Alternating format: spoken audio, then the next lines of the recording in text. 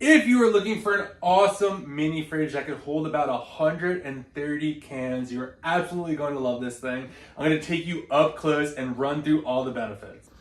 All right, let's take a closer look. So we kind of got like this blackish on the outside, silver on the doors. Love that it's a glass door. This is 18.9 by 17.5 by 31.5. You could, again, this is great for beer, wine, soda. These shelves are adjustable as well.